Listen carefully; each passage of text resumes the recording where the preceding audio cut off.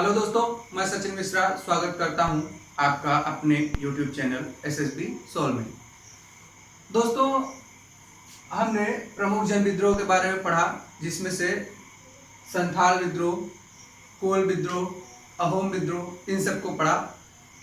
अब उस दिन हमने शॉर्ट में बात की थी रंपा विद्रोह के बारे में, ठीक है। तो आज हम लोग रंपा विद्रोह के बारे में पढ़ेंगे, जिसपे RRR मूवी बन चुकी है। तो रंपा विद्रोह की बात करें,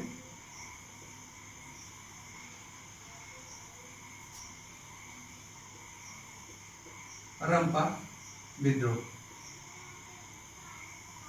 रंपा विद्रोह की बात करें तो इसकी शुरुआत होती है 1922 में। 1922 में होती है। कहां पे? आंध्र प्रदेश में।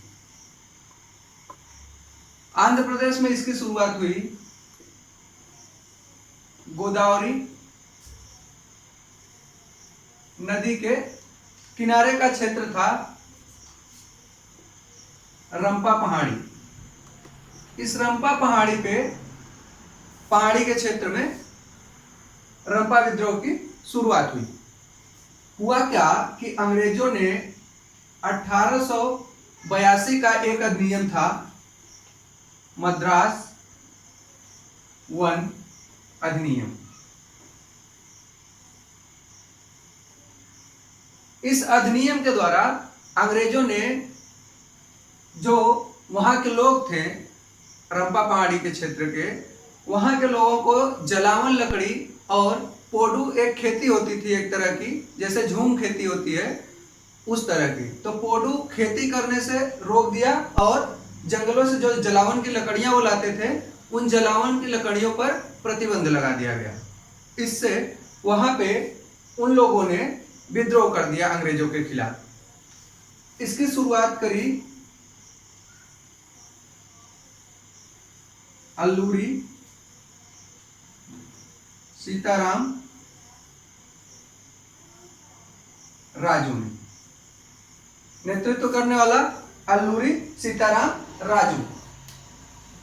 देखिए, ये जो विद्रोह था, ये गांधी जी के असहयोग आंदोलन से प्रेरित था। और इसमें सीताराम राजू ने विद्रोहियों के साथ मिलकर गुरिल्ला युद्ध पद्धति को अपनाया। गुरिल्ला पद्धति से युद्ध किया इन्होंने। गुरिल्ला मतलब छिप छिप के वार किया जाता था इसमें, जैसे शिवाजी करते थे, ठीक है। बाद में सीताराम राजू को मान्यम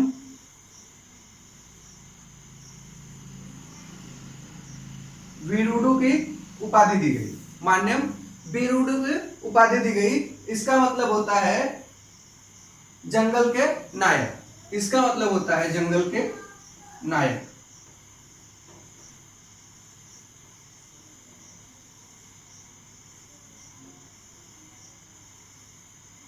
रंपा विद्रोह को मान्यम विद्रोह भी कहा जाता है। इसका दूसरा नाम है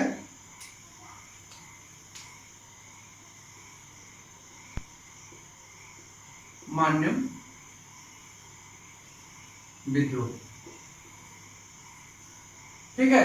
हुआ कब? 1922 में। कहां पे? आंध्र प्रदेश के गोदावरी नदी के किनारे। 1924 में अल्लूरी सीताराम राजू को कैद कर लिया जाता है।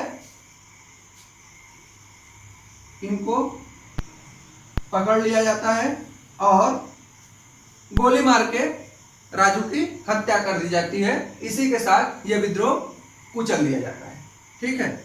यह हो गया रंपा विद्रोह के बारे में। अभी रंपा विद्रोह आपने RRR मूवी देखी होगी, वो इसी रंपा विद्रोह पर बेस्ड है, ठीक। दूसरे जो इसके नेता थे वो गोंड जनजाति से आते थे। जब इन्होंने सुना कि अल्लूरी सीताराम राजू ने विद्रोह कर दिया है, तो वो भी कोमाराम भीम नाम था उनका।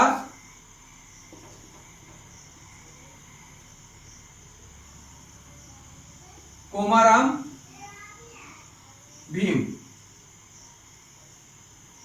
इन्होंने इसका साथ दिया अल्लूरी सीताराम राजू का, और गोंड जनजाति की जो है उत्थान के लिए इनके साथ मिलकर विद्रोह में समर्थन दिया। ट्रिपल आर मूवी में आपने देखा होगा कि जो जूनियर एनटीआर का किरदार था कोमाराम भीम का था। मतलब कोमाराम भीम कौन बना था? जूनियर एनटीआर। तो ये तो हो गया रंपा विद्रोह के बारे में। अब दूसरा विद्रोह बहुत ही महत्वपूर्ण है, उधर चलते हैं।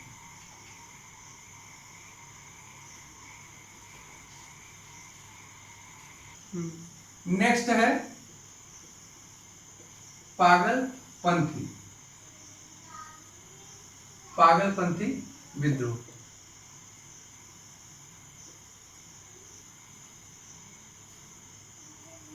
पागलपंथी विद्रोह की बात करें तो पागलपंथ जो था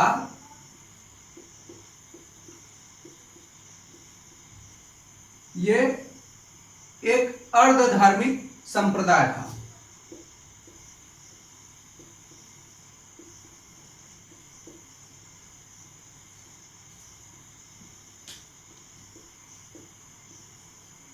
अर्ध धार्मिक संप्रदाय था और इसके संस्थापक थे करमशाह।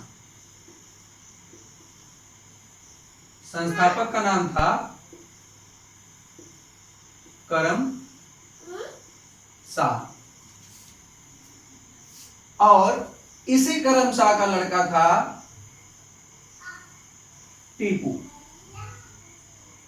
इस टीपू ने पागलपंथी विद्रोह का जो है नेतृत्व किया और ये जो विद्रोह था ये जमींदारों के अत्याचार के खिलाफ था। जमींदारों के अत्याचार के खिलाफ।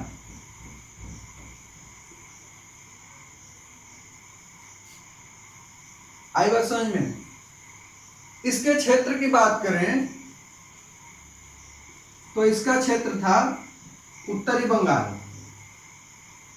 उत्तरी बंगाल का जो क्षेत्र है वही पागलपंथी विद्रोह का क्षेत्र था। नेतृत्व किया टीपू ने, जो किसका लड़का था? करमशाह का। पागलपंथ एक अर्ध धार्मिक संप्रदाय था जिसके संस्थापक कौन थे? करमशाह। तो ये हो गया पागलपंथी विद्रोह के बारे में। इस विद्रोह को भी दबा दिया गया।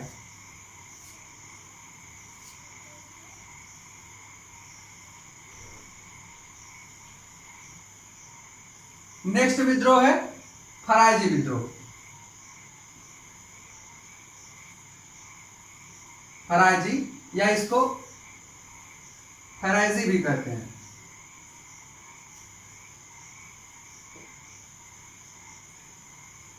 यह शुरू हुआ 1838 में। कब? 1838 में शुरू होता है।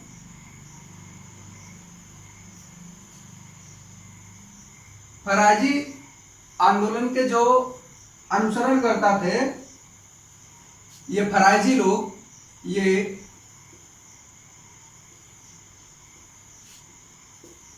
मोहम्मद शरीयतुल्लाह। कौन? मोहम्मद शरीयतुल्लाह। मोहम्मद शरीयतुल्लाह ने एक संप्रदाय चलाया था। इस शरीयतुल्लाह के चलाए गए संप्रदाय के अनुयायी थे।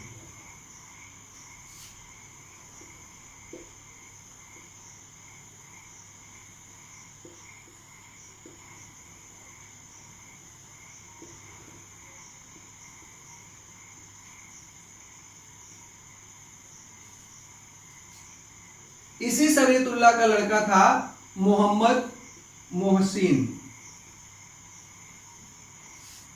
मोहम्मद मोहसिन या इसको दादू मीर भी कहा जाता था। दादू मीर। दादू मीर ने जमींदारों के खिलाफ विद्रोह किया। फरायजी लोगों को जो है अपने साथ मिला के जमींदारों के अत्याचार के खिलाफ विद्रोह किया।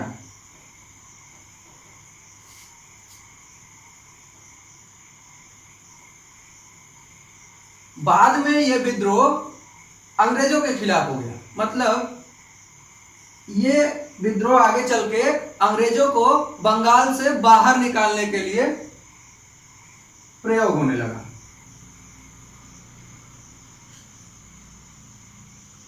अंग्रेजों को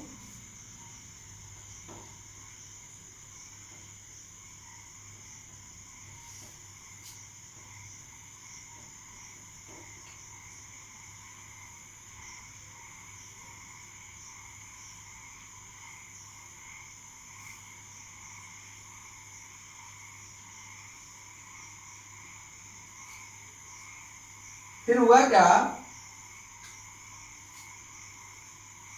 1957 में, सॉरी 1857 में यह विद्रोह वहाबी विद्रोह में शामिल हो गया।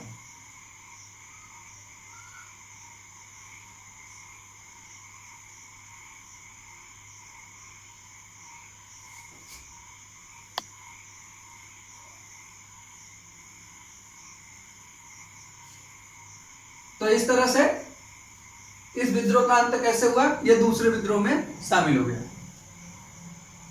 तो यह हो गया फराजी विद्रोह। अब अगला देखेंगे।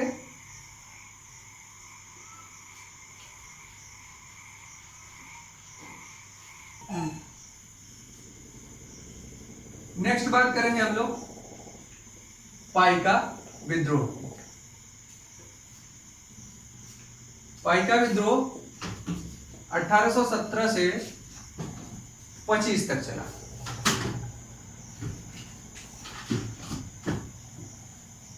इसका पाइका विद्रोह इसलिए नाम पड़ा क्योंकि ये उड़ीसा की पाइक जाति द्वारा किया गया विद्रोह था। अभी एनटीपीसी का जो पेपर हुआ हाल ही में, उसमें पूछा था कि पाइका कहाँ की जनजाति है, पाइका लोग कहाँ के रहने वाले हैं। तो पाइका उड़ीसा की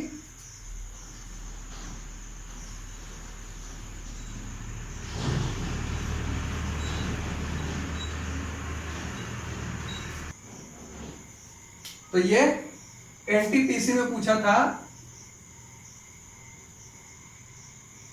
अभी सीबीटी 2 में पूछा था पाइक जाति कहां पे पाई जाती है। तो पाइक जाति कहां पाई जाती है, उड़ीसा में। ठीक है, नेक्स्ट चलेंगे हम लोग।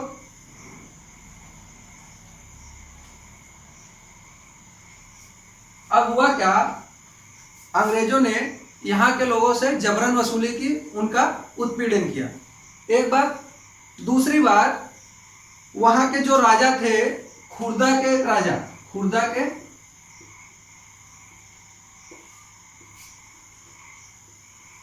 के राजा ने सैन्य उपयोग के लिए कुछ जमीनें बिना टैक्स के लोगों को दी थी। लेकिन अंग्रेजों ने क्या किया, उस पर रोक लगा दिया। तो उससे लोग नाराज हो गए और उन्होंने विद्रोह कर दिया।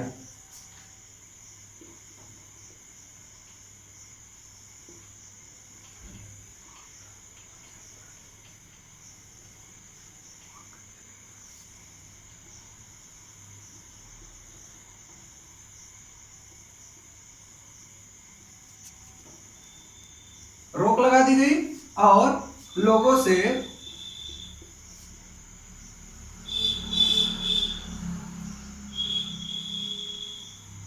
अंग्रेज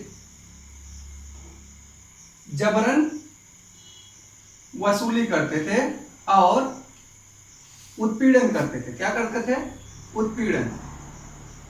और यह रोक जो लगाई गई, यह अंग्रेजों द्वारा लगाई गई।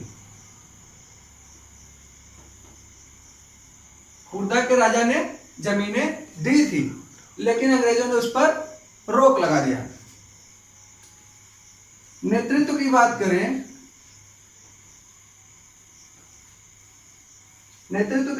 तो नेतृत्व इनका किया था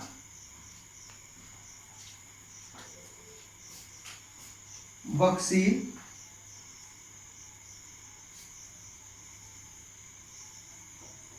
जगबंधु विद्याधर ने।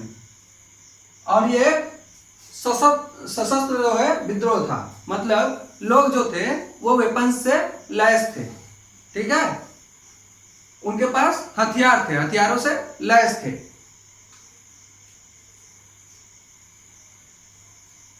ये जो बख्शी जगबंधु विद्याधर थे, ये खुर्दा के राजा के यहां सैन्य कमांडर रह चुके थे। क्या थे? सैन्य कमांडर। बाद में इस विद्रोह को भी दबा दिया गया। आप लोग इस पे ज्यादा ध्यान देंगे। पाइक जाति कहां पाई जाती है? उड़ीसा में। CBT 2 का हाल ही का क्वेश्चन है, तो इसलिए इस पे ध्यान दीजिएगा, ऐसे भी क्वेश्चन पूछे जाते हैं।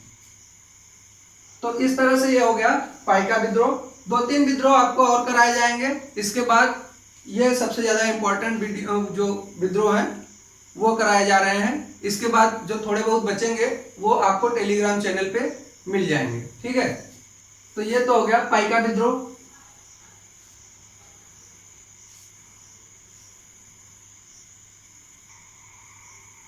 अगला विद्रोह है नील विद्रोह।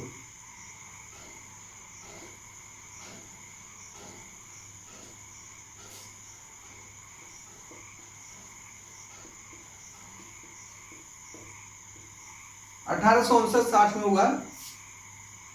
इसमें बंगाल में बहुत ही उपजाऊ जमीन थी जहां चावल की खेती बहुत अच्छे से होती थी। तो वहां के लोग चावल की खेती करना चाहते थे, लेकिन अंग्रेज अपने स्वार्थ के लिए उनसे जबरदस्ती नील की खेती करवाते थे। लेकिन वहां के किसानों को नील की खेती से कोई फायदा होता नहीं था। उनको जबरदस्ती नील की खेती करवाई जाती थी। बाद में उनसे औने पौने दामों में नील खरीद ली जाती थी, कभी कभी बेगारी करवाई जाती थी एक तरह से। तो वहां नदिया जिले का गोविंदपुर नाम का एक गांव था। नदिया जिले का गोविंदपुर नामक गांव था।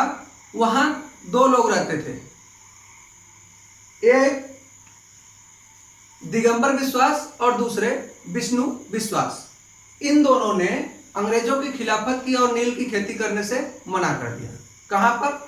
नदिया जिले के गोविंदपुर गांव में। देखते हैं।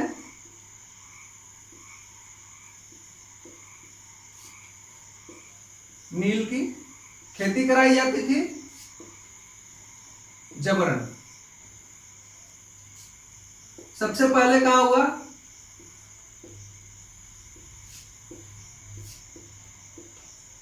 बंगाल के नदिया जिले का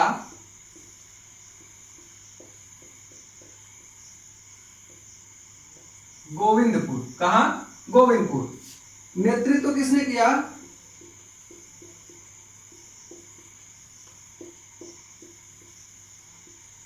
दिगंबर विश्वास और विष्णु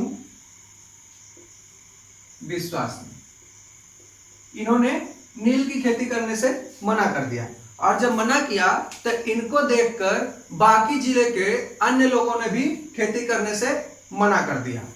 तो इस तरह से ये नदिया और खुलना, ढाका, दिनाजपुर, मतलब एक तरह से देखा जाए तो पूरे बंगाल में फैल गया ये विद्रोह। और यह विद्रोह सफल भी रहा। इस विद्रोह के कारण नील कारखाने धीरे धीरे बंद होने लगे। चला कब तक? 60 तक। तो यह विद्रोह सफल था।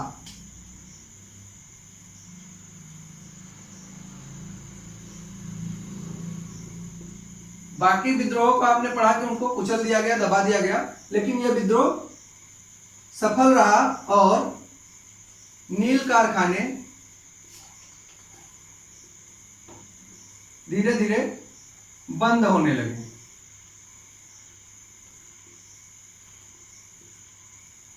तो यह हो गई नील विद्रोह की बात। एक उपन्यास है नील दर्पण, उसमें आप लोग नील विद्रोह के बारे में पढ़ सकते हैं। अगले पे चलेंगे।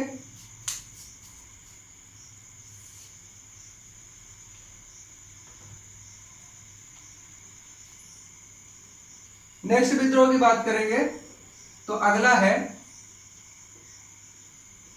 पावना विद्रोह।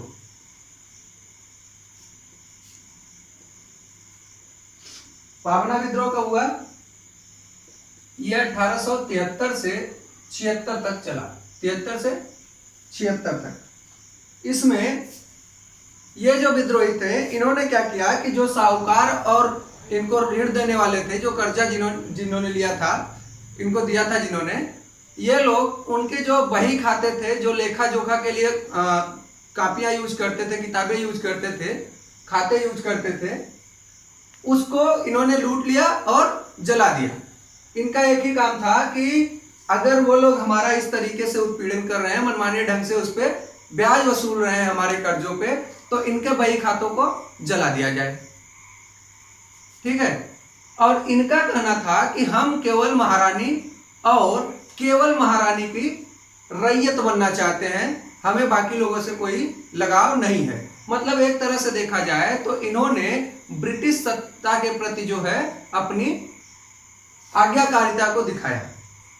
ये ब्रिटिश सत्ता के लिए आज्ञाकारी थे। ठीक है।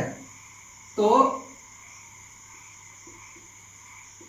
साहूकारों और ऋणदाता जो थे,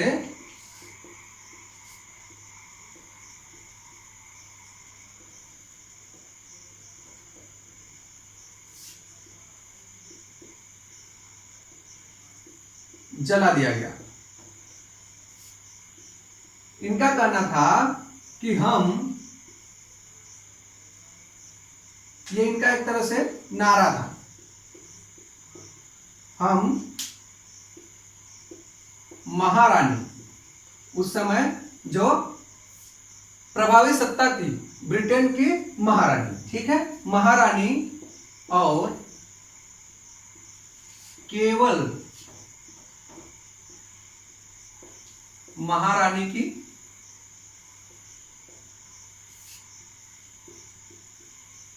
रैयत होना चाहते हैं। इस विद्रोह के नेतृत्व की बात करें तो ईशान चंद्र राय, किशन चंद्र राय और शंभुनाथ पाल। किसने? ईशान चंद्र राय,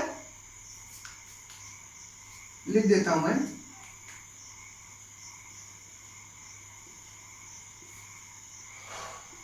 ईशान चंद्र राय, केशव चंद्र राय और शंभुनाथ पाल। इन लोगों ने पावना विद्रोह का नेतृत्व किया और सुरेंद्रनाथ बनर्जी और आरसी दास, बाकी कुछ नेशनल सोशलिस्ट पार्टी के नेता थे, उन्होंने इन लोगों का समर्थन भी किया, पावना विद्रोह का समर्थन किया। और यह विद्रोह कब समाप्त हुआ? 76 में, 1876 में यह विद्रोह समाप्त हो गया। तो यह हो गई पावना विद्रोह की बात।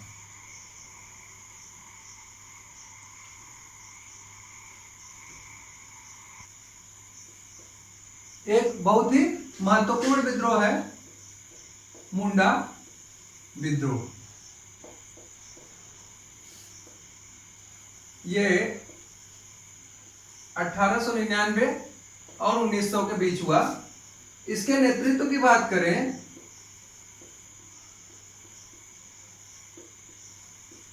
तो नेतृत्व किया बिरसा मुंडा ने। बिरसा मुंडा को वहां के लोग भगवान मानते थे। ऐसा माना जाता था कि उसके पास चमत्कारी शक्तियां हैं। ऐसा लोग सोचते थे कि बिरसा मुंडा अगर चाहता है तो लोगों के जो अनाज है खेतों में वो बढ़ जाते हैं। अगर वो चाहता है तो बरसात ज्यादा होती है, फसलें अच्छी होने लगती हैं। तो इसलिए उन्होंने इसको भगवान माना, बिरसा मुंडा जी को भगवान माना इन्होंने। क्षेत्र कौन सा था?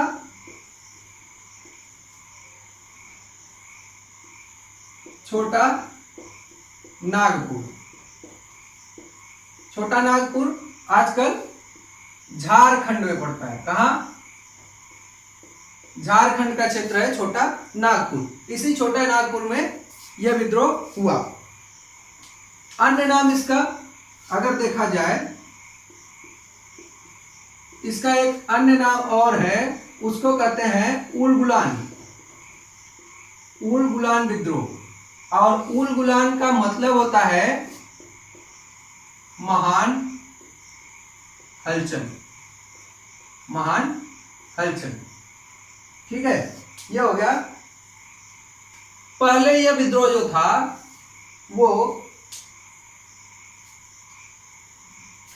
जमींदारी के विरुद्ध था। किसके विरुद्ध? जमींदारी के विरुद्ध था। हुआ क्या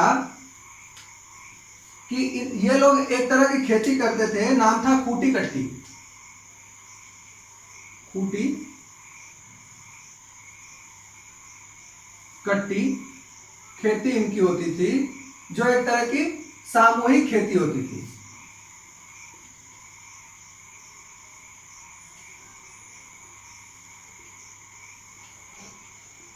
लेकिन इस खेती को रोक के वहां क्या किया गया, इनकी जमीनों पर जमींदारी प्रथा शुरू हो गई। लोग बाहर से जाके इनके जमीनों पर आधिपत्य करने लगे। भू स्वामित्व का जो है मामला यहाँ पे आने लगा। ठीक है, जमींदारी प्रथा शुरू होने लगी, तो इसका इन लोगों ने विरोध किया। बाद में चूंकि जो ये जमींदार थे, जो यहाँ के साहूकार थे, ये ब्रिटिश सत्ता के विश्वास पात्र थे, तो इसमें ब्रिटिशों का भी हस्तक्षेप होने लगा। क्रिसमस की एक दिन पहले की संध्या पे हुआ क्या, बिरसा मुंडा ने, जो वहां के साहूकार थे, जो जमादार थे, जमींदार थे, जो वहां के ठेकेदार थे, उन लोगों के खिलाफ विद्रोह किया और यह कहा कि इन लोगों को मार दिया जाए। उनके विरुद्ध युद्ध की घोषणा की गई, जो वहां के हाकिम थे, ठेकेदार थे, उनके खिलाफ। और 1900 में जो ब्रिटिश समर्थक थे उनके बीच और बिरसा मुंडा के बीच, मतलब जितने भी बिरसा मुंडा के समर्थक थे उनके बीच एक भयंकर संघर्ष होता है। भयंकर संघर्ष होता है। 1900 में बिरसा मुंडा को पकड़ लिया जाता है। बिरसा मुंडा पकड़ लिया जाता है और इनको पकड़कर रांची जेल भेज दिया जाता है। कहां? रांची जेल।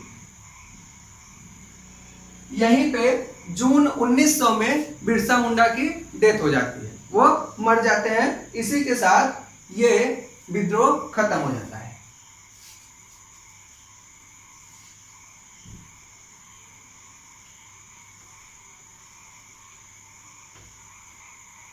तो ये हो गए कुछ महत्वपूर्ण विद्रोह। हमने कौन कौन से विद्रोह पढ़े? संथाल, अहोम, कोल, खासी, पागलपंथी, मुंडा, नील, सन्यासी और पावना। इतने विद्रोह हम लोगों ने पढ़े। ये विद्रोह जो थे ये एग्जाम की दृष्टि से बहुत ही महत्वपूर्ण विद्रोह माने गए हैं। अब बाकी जो है वो भी आप लोगों को मिलेगा। कहाँ? टेलीग्राम चैनल पे। तो टेंशन लेने की कोई जरूरत नहीं है। आप लोग हमारे टेलीग्राम चैनल पे आइए, डिस्क्रिप्शन में उसका लिंक मिल जाएगा आपको। बाकी विद्रोह वहां आपको मिल जाएंगे। तो आज के लिए इतना ही रखेंगे। कल हम लोग पढ़ेंगे कांग्रेस पार्टी के बारे में। तो इसी के साथ आज के लिए इतना ही। मिलते हैं कल नेक्स्ट वीडियो में। धन्यवाद।